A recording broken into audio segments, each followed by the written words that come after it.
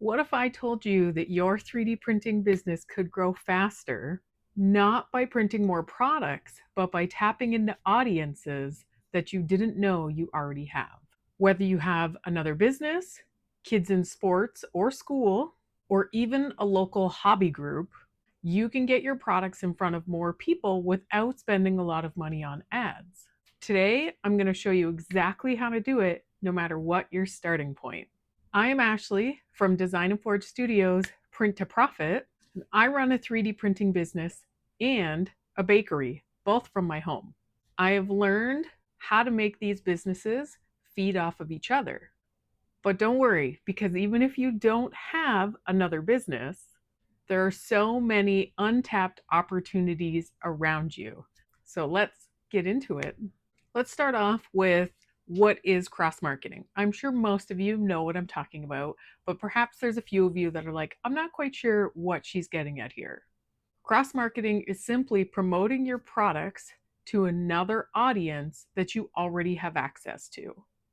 Instead of starting completely from scratch, maybe you borrow a little bit of attention from an audience that already trusts you or trusts the person that you can work with.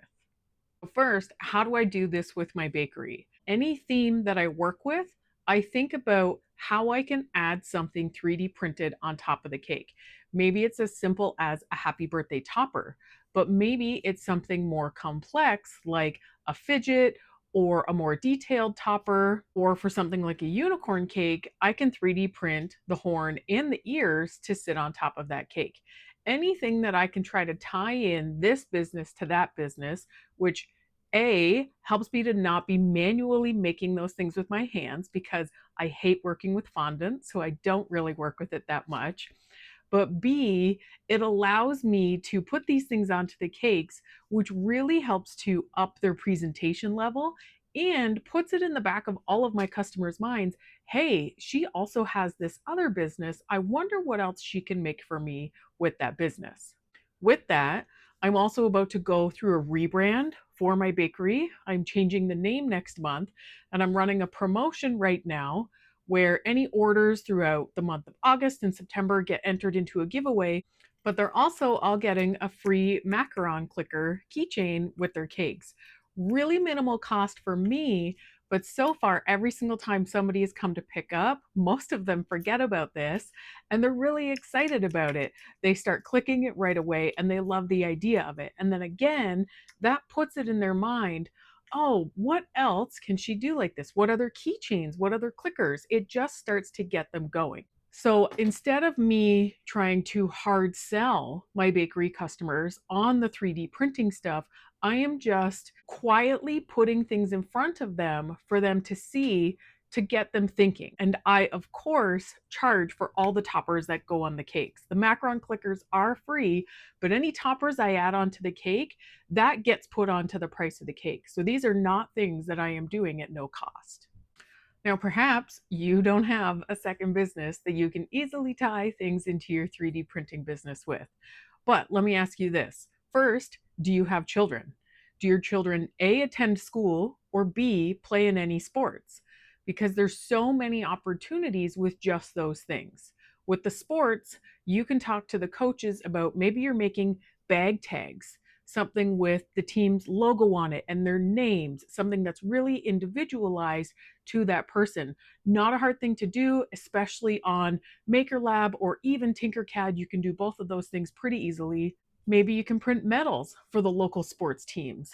It would be a lot easier for them to reach out to you as a local resource to print these medals than it would be to have to go to some company that's further away to get the heavier metal ones, which oftentimes are a lot when they go around the neck of a really small child. So you can get these items in front of the teams in one of two ways. Most teams have some sort of fundraiser once a year. You can choose to donate an item to that team in order to get it onto the raffle table, which in my experience doesn't necessarily lend to future customers. But two, you could offer them a small discount if they do get a big team order. Or three, and this is where it leads into what you can do with the schools as well, is you can offer it as a fundraiser. So you could say, hey, I can make all of these keychains for you. Whoever orders them, we're going to charge $9 a keychain, and $2 from every single order is going to go right back to the school or right back to the team.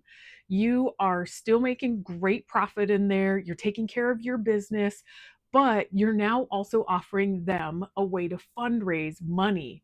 And there's so many different ways that you can do that, especially within schools too. So just start thinking about all the possibilities of what can you create, that maybe there was probably even models out there already that you can purchase or customize yourself, but you can use those items to fundraise with for these schools or sports teams, and then that gets your business in front of more audiences. The next group of people would be something like local clubs or hobby groups. So think about people who meet weekly or monthly to play board games, or hobby groups that sew, or gardening hobby groups. What are items that you can make for those groups? Could you donate a couple to the person that runs that group in exchange for getting a mention in their newsletter? You could make plant stakes for the gardening clubs.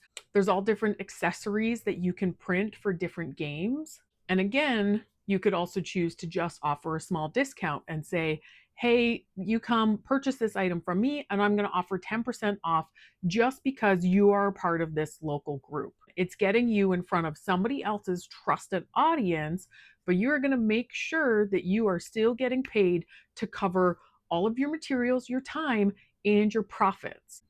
Before we talk about the final audience that you can tap into, if you're still here, please give us a like and hit that subscribe button. We are a growing channel. We are so happy with all of the support we've received so far from everybody out there.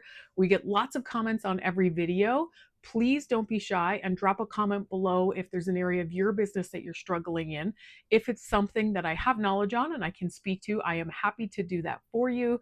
The whole point of this channel is for me to help other people with their growing 3D printing businesses, as I apply the knowledge that I have gained from growing a bakery for 5 years in my house to being a six-figure business, from only learning everything that I know off of YouTube.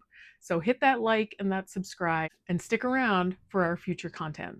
So the final way that you can tap into other audiences is through local markets or pop-up events. So maybe you're just starting out and you don't really have enough to have a full table yourself. Could you possibly get in touch with one of the other vendors and see if you could put a few items on their table in exchange for maybe giving them back a portion of the sales? Maybe you're going to give them 5% or 10%, or maybe you're going to give them a flat fee.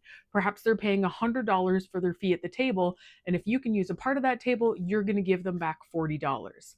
This then gets you in the door of being able to start setting up in a market without having to worry about filling an entire table and wondering how that's going to go. You can also talk to the people who run the local markets or pop-up events. Maybe there's something small that you can donate to swag bags if they're doing swag bags. Maybe even just being able to put a business card into those swag bags. Also, always have business cards at markets. That is, in my opinion, a must to make sure that people can find you after the market. Always ensure that you're cross marketing back for them. So make sure you're tagging them on your social medias. If you have an email, make sure that you mention that in there. You want to make sure that you're paying back that favor that they're doing for you, so that you're more likely to get this reciprocated in the future. Now, saying that you should go out and do all this stuff is easy, but how do you actually make it happen? How do you approach these people to be able to tap into their audience? Well, the biggest thing is that you're going to lead with the value that you can offer. So if it's something for the sports teams or the schools where you're going to fundraise, that value is that your work that you are going to do, your time, your effort, is actually being put in to raise money for them. Make it less about your business and how it's going to benefit you, and it is purely about the benefits for them.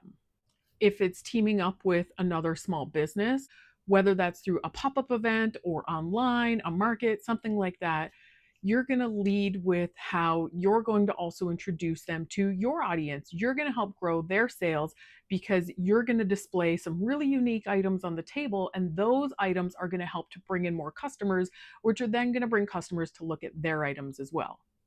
Lead with the value you can bring to them before anything else. Next, you want to make sure that you're showing examples of things. You want people to see that your work is good.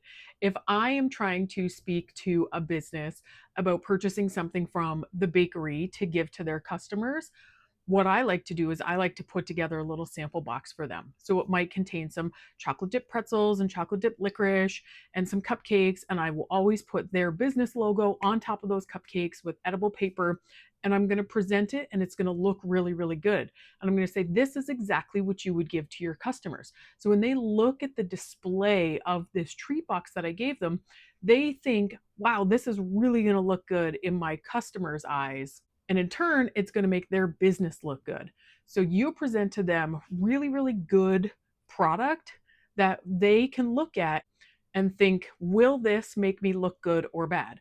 And obviously, you want to choose stuff that's going to make them look good. And finally, you want to keep it simple. The easier you make it for them to say yes, the more likely that they will. So don't make them have to jump through all of these hoops in order to work with you. It just needs to be a really simple process, and then you're more likely to get them on board. So if you've been trying to grow your 3D printing business all on your own up until this point, this is your sign to start looking at the people and groups that are already around you, whether this is your workplace, kids' school, kids' sports teams, the local hobby groups, markets, or other events. Cross marketing can help to open doors that you didn't even know existed. If you want more tips like this, please hit that subscribe button, give us a like on this video, and don't forget to drop a comment about something that perhaps you are struggling with in your business. I would love to help you out as much as I can, as that is what the whole purpose behind this channel is. Thank you so much for tuning in, and until next time, happy printing!